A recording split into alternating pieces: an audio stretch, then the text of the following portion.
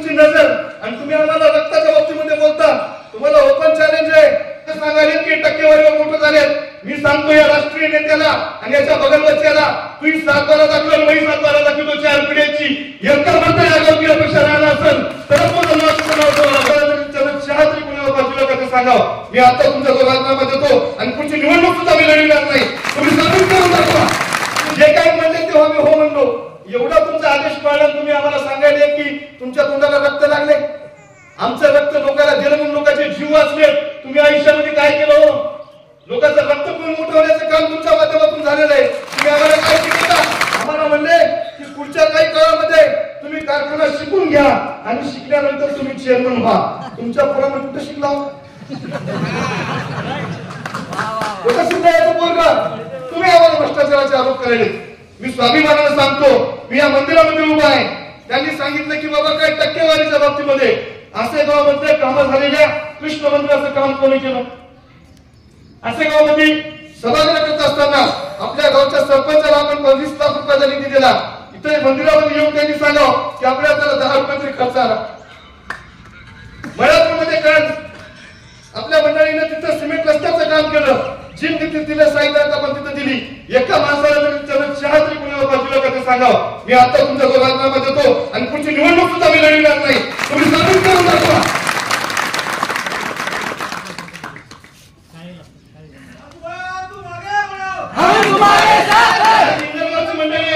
राजूला बाजूला हो, बाकीच्या सगळ्या माणसाला विचारा. तुम्ही जिथं जिथं म्हणून आपल्याला शेत रस्ते असतील, पांढर रस्ते असतील, या सगळ्यासाठी निधी तुम्हाला दिला आपण. तुम्हाला 10 रुपये खर्च आला का? इंद्रगावाला सगळ्यांना बोला. तुमच्या इथं बंधारा झाला की नाही? आसेगावचा बंधारा झाला, इंद्रगावचा बंधारा झाला, टाकळगावचा बंधारा झाला. जिथं नुसत्या भाषणामध्ये आम्ही ऐकत होतो की 10 वर्षामध्ये मागच्या की बाबा प्रत्येक नदी आणि सरळीकरण झालं पाहिजे, खोलीकरण झालं पाहिजे, बंधारा झाला पाहिजे. या आसेगाव सरकारमध्ये तुम्ही एखादा बंधारा केला असता तरी मी माझं नाव बदलून ठेवतो. जे जे काही करताय ते सामान्य माणसासाठी करण्याचा प्रयत्न केलाय. हे राजू वगैरेमुळे शक्य झालं नाही. हे तुम्ही दिलेल्या एका मताच्या अधिकारामधून आपण काम केलेलं आहे. गेलेला माणूस नाही. आज मी सांगतो, मी 3000 लोकांच्या डोळ्याचं ऑपरेशन करू शकलो शेषराव, पण ते आमदारकीच्या अगोदर करू शकलो. पण तुम्ही दिलेल्या एका मताच्या अधिकारातून मी आज एवढं पुण्य कमिले मी 13,500 लोकांच्या डोळ्याचं ऑपरेशन करू शकतो. मी 1000 महिलांच्या गर्भपिशवीचं ऑपरेशन करू शकलो. मी 1000 लोकांना कॅन्सर, ज्याच्या घरी कुटुंबामध्ये कॅन्सर झालाय त्या माणसाच्या कुटुंबातली परिस्थिती जाऊन बघा तुम्ही किती वाईट असते. त्याला 1 लाख रुपये मदत साईनाथ आपण करून देण्याचा प्रयत्न केलाय. जयसेवा प्रतिष्ठानचे अध्यक्ष भानुबाबा ढोरे, त्या अध्यक्ष प्रतिष्ठानच्या माध्यमातून 1,500 लोकांना आपण आतापर्यंत आरोग्याची मदत दिली गेलेली आहे. मग आपण कशाला घ्यायचं राजू? पंढरपूर यात्रेच्या माध्यमातून आपण 65,000 लोकांना पंढरपूरची यात्रा घडवू शकलो. आणि तुम्ही आता म्हणाले रामकृष्ण हरी. अरे अरे अरे अरे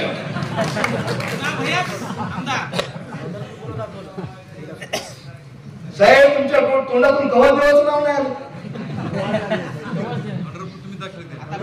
अरे काय बोलायले तुम्ही? त्यांनी कालच्या भाषणामध्ये सांगितलं की यांना यांच्या तोंडाला रक्त लागलंय.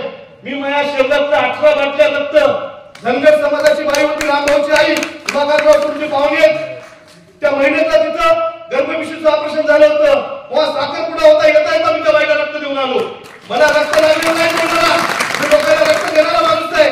मी तुमच्या लिंगायत समाजासाठी काम केलं, मी धनगर समाजासाठी काम करतो, मी मराठा समाजासाठी काम करतोय. जे जे ग्रामीण भागामध्ये आणि शहरामध्ये 18 पगड जातीचे लोक राहतात त्याच्या सामान्य माणसासाठी काम करण्याचा प्रयत्न केलाय. मी या रुग्णवाहिकेच्या माध्यमातून 13,000 लोकांची जीव वाचवण्याची कामं केलेली. हे कुठून आलं? हे सगळं तुमच्या एका मतामुळे करू शकलेलं आहे. तुम्ही सांगा की मी आतापर्यंत एखाद्या माणसाला रक्तदान केले म्हणून. अशोक मामा, फक्त लोक मोठेपणा खालचा खोटेपणा तुम्हाला लक्षात आला पाहिजे. जर या पद्धतीने समजा जर मी खोटं बोलत असेल तर तुम्हाला मी सांगितलं, मंदिरामध्ये मी शपथ घेऊन सांगतो की मी पुढची निवडणूक सुद्धा लढवणार नाही. लालू मामा, तुम्ही आम्ही सगळेजण वारकरी संप्रदायातले, या लोकांना काही आपलं देणं गेलं नाही. निवडणुकीच्या माध्यमातून पोळ्या बाजायच्या. आज तुम्ही बघत असताल की काही प्रमुख मंडळीला तिथं गावात येऊन ते सगळ्यांना भेटीगाठी करायचे काम करायचे. आणि आज जे जे काय करायचंय त्याला सगळ्यांना राजू वगैरेची कॉपी मारावी लागती. दाजी, मी सांगायचो की आजपर्यंत कोणाला भेटायला गेलते, आजपर्यंत कुणाच्या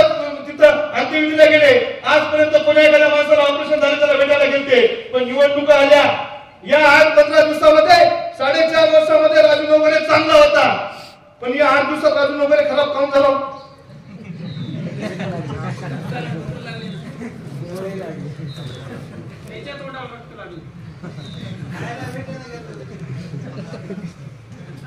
साहेब मागची निवडणुकीची किस्सा सांगतो. जे शेष आपल्या आताच आमचे खराटे साहेब तुम्ही बोलले सगळेजण सगळ्या बाबतीमध्ये तिथं बोलले नेतात आणि हे सगळ्या जणांनी सांगितलं की निवडणुका येत असतात, निवडणुकीचा जात असतात. निवडणुकीच्या माध्यमातून ज्यांनी आपल्याला तिथं मदत केली त्या लोकांची काही कामं करायची असतात. पण गजो आम्ही मतदारसंघामध्ये मला निवडणूक विधानसभेची झाल्यानंतर आमच्या आदरणीय नेत्याला बोलून घेतलं. त्यांनी सांगितलं आसेगावच्या प्रमुखाने तुमचं काम केलं नाही राजू, बरोबर आहे. टाकळगावच्या प्रमुखाने तुमचं काम केलं, बरोबर आहे, केलं नाही, बरोबर आहे. मळापूरच्या तालुका प्रमुखाने तुमचं काम केलेलं नाही, बरोबर आहे, पण तुम्ही त्याला तालुका अध्यक्ष केला. मी एक शब्दाला नाही म्हणलो नाही. त्याच्यात माझी चूक आहे का? 100% माझी चूक आहे, तुम्ही नाही म्हणाली. तुम्ही जे काही म्हणले तेव्हा मी हो म्हणलो. एवढा तुमचा आदेश पाळला तुम्ही आम्हाला सांगायले की तुमच्या तोंडाला रक्त लागले. आमचं रक्त लोकांना दिलं म्हणून लोकांचे जीव वाचले.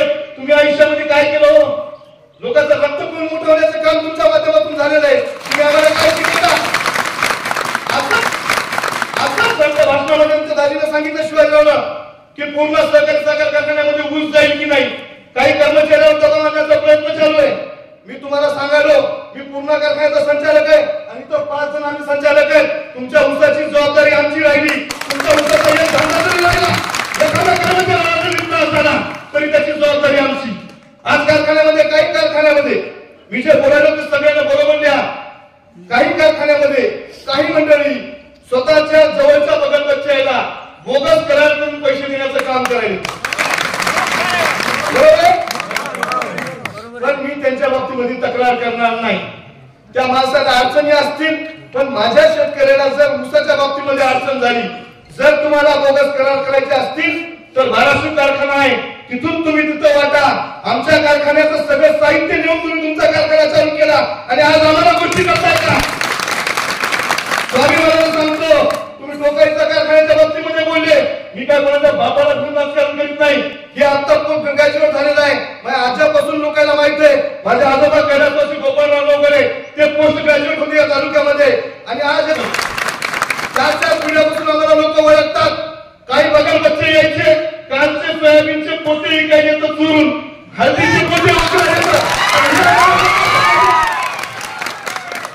काही इतका प्रमुख मंडळीला मी सांगतोय तुम्ही जर मी टक्केवारी घेतली म्हणत असाल तर या रस्त्याचं 20 लाख रुपयाचं काम तुम्ही केलंय. जर मला तुम्ही 10 रुपये दिले त्याच्यामध्ये समजा तर मी 10 रुपयाचा मालिक असेल तर याच्यानंतर मी राजकारण करणार नाही. तुम्ही एवढी समोर बोला. माघारी बोलण्याची पद्धत नाही. काही मंडळीने आता 4 दिवसात नवश्रीमंत झालेत आणि त्या नवश्रीमंतीच्या माध्यमातून लोकांना मोठमोठ्या गप्पा सांगायलेत. मी मळापूरवासियांना सांगतोय की काही लोक स्टेटस ठेवायलेत म्हणून तुम्हाला तुमच्या पोराला दाबायलेत. काही लोक तुम्हाला उसाच्या बाबतीमध्ये दाबायलेत. पूर्ण सरकारी साखर कारखाना मळ्यात शेतामध्ये आहे. कोणाला घ्यायची गरज नाही. 200 गावातील शेतकऱ्याची जबाबदारी मी आजपासून घेतो. तुम्ही आमचं प्रेम पाहिले, तुम्ही आमची दुश्मनी बघा. राजू नवघरेच्या 4 पिढ्याला लोक ओळखीतात.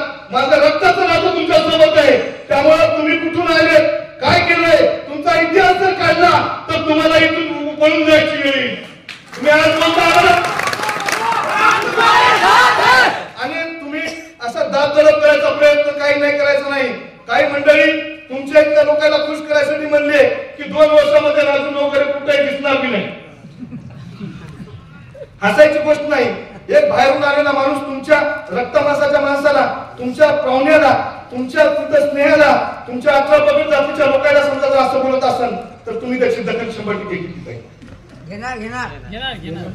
तू कुठून आलेला, मराठवाड्यात माझा एकही पाहुणा नाही असं स्वाभिमानाने सांगणारे लोक तिथे चेअरमन. उद्या तुम्हाला वेळेसाठी दबाव येणार आहे. तुमच्या मुलीला तिथं याच्यामध्ये घेतलेलं आहे. आज उद्या तुम्हाला बोलून घेतील. पण एका संस्था यानं उभी केलेली नाही. पूर्ण सहकारी साखर कारखाना उभा करण्यासाठी माझ्या आजोबाचा हात होता. या विभागातील शेतकऱ्याचा हात होता. कैलासवासी नागोबा जातोऱ्यापासून ते या भागातील सगळ्या लोकांचा हात होता. या तालुक्यातल्या ज्येष्ठ मंडळीला राजकारणातून संपविण्याचं काम काही लोकांनी केलेलं आहे. श्री सोपानराव नागरे साहेबांपासून, सखाराम बागेपासून, अंबादासराव भोसले साहेबांपासून केलेलं आहे. दरबारी राजकारण करणाऱ्या या माणसाला एक तरुण सांगतोय की तुमच्या सगळे आव्हानं मी आज स्वीकारलेत. आज तुम्हाला मी खरी मनानं सांगतो, सामान्य माणसाच्या पायाकडे बघून मी काम करणार. स्वर्गीय बाळासाहेब ठाकरे यांनी सांगितलेलं शिवाजीराव की ज्याच्या घरापुढील चपलाचा ठीक मोठा ते राजकीय नेता मोठा. तिथं स्वर्गीय महाराजांनी साहेबांनी सांगितलंय मोठ्या माणसाच्या नादी लागू नका, गरीब माणसाच्या पायाकडे बघून राजकारण करा. निश्चित या तालुक्यातील 1,20,000 लोकांना 40,000ला शिवाजी बाबा आपण न्याय देण्याचं काम केलेलं आहे. त्यामुळे आपण काही लोक आता त्याच्या बाबतीमध्ये सुद्धा मला माहित झालं की तिथं म्हणाले की आम्ही मराठा समाजाचं मतदान आम्हाला पडतंय, कारण आम्ही तिथं मामा तुम्ही त्या दिवशी धनगर समाजाचं आरक्षण काढला होता का, मोर्चा काढला होता का? आमचा चेअरमन तिथं माझ्यासमोर बनलेला आहे की तिथं या समाजाच्या लोकांना काय गरज नसते तिथं हे करायची. नाही तर मी तुमच्या संग आता गाडीवर बसून त्याच्या घरी जातो. आता त्याला विचारून म्हणला की नाही ते खरंच जातीवादी कोण या तालुक्यामध्ये ते तुम्ही सगळ्यांनी तिथं ओळखलं पाहिजे. आज बघत असताना की तुमच्या समाजासाठी एखाद्या सभागृहाच्या आयुष्यात बांधलं का, एखाद्या समाजासाठी तिथलं काम करण्याचा प्रयत्न तुम्ही केला का? आणि आज तुम्ही म्हणताय की मराठा समाजाचं मला मतदान पडणार, मुस्लिम समाजाच्या बाबतीमध्ये मला मतदान पडणार. तुमच्या तोंडातून एकदा तरी बाबाची वाचा निघाली का? लोकांसाठी एखाद्या समाजासाठी प्रश्नाच्या संदर्भात तुम्ही कधी सभागृहामध्ये आवाज उचललाय का? पण 10 वर्ष तुम्ही काय केलं? तसं नाही साहेब, ते कसं आहे देईल त्यालाच मागता, नाही देईल त्याला मागतच नाही. तेच आहे ना, 100% तुमच्यासाठी आम्ही काम करण्याचा प्रयत्न करतोय. काही मंडळी या पद्धतीनं बोलून लोकांची दिशाभूल करण्याचा प्रयत्न करतायत. मी तुम्हाला एवढंच सांगतोय की 4.5-5 वर्षामध्ये कोरोना अगोदर कोरोनाच्या काळामध्ये याचा कार्यकर्ता किंवा हे एखाद्याच्या मदतीला हे आले का याचं सुद्धा तुम्ही त्या बाबतीमध्ये निरीक्षण केलं पाहिजे. तुम्ही करत असताना गाढवायला घोड्याला कोण्या बाजूला बसवायचे या बाबतीमध्ये निश्चित काम केलं पाहिजे. पुढे सुद्धा भविष्यामध्ये जे जे काही करता येईल ते सत्तेत असतो तरी नसतो तरी, कारण एखादा आमदार ते आली का जीव तर मारणारा कार्यकर्ता नाही मी, जमिनीवर पाय ठेवून लोकांचे काम करताय. आणि गेली तरी सुद्धा उद्या दुसऱ्या वाहनामध्ये बसून लोकांची सेवा करण्यासाठी, लोकांचे काम करण्यासाठी, माध्यमातून रोजगार उपलब्ध करून देण्यासाठी, या विभागातील लोकांना वेगवेगळ्या प्रश्नावर तिथं लढण्यासाठी मी निश्चित काम करेन. काही लोकांनी तिथं कारखाना म्हणजे फक्त मलाच चालवायचंय आणि मीच काम करतो. आम्हाला म्हणले की पुढच्या काही काळामध्ये तुम्ही कारखाना शिकून घ्या आणि शिकल्यानंतर तुम्ही चेअरमन व्हा. तुमच्या पोरांना कुठे शिकला? कुठं शिकवायचं पोरगा? जिल्हा परिषद तुमच्या बिंट्याला तुम्ही भाडा शिवून दिला आणि आता त्या दर्शकाला सांगितलं अरविंद तुमचा टोकाई कोण्या पिंटीला द्यायचा होता, कोण्या बंटीला द्यायचा होता टोकाई?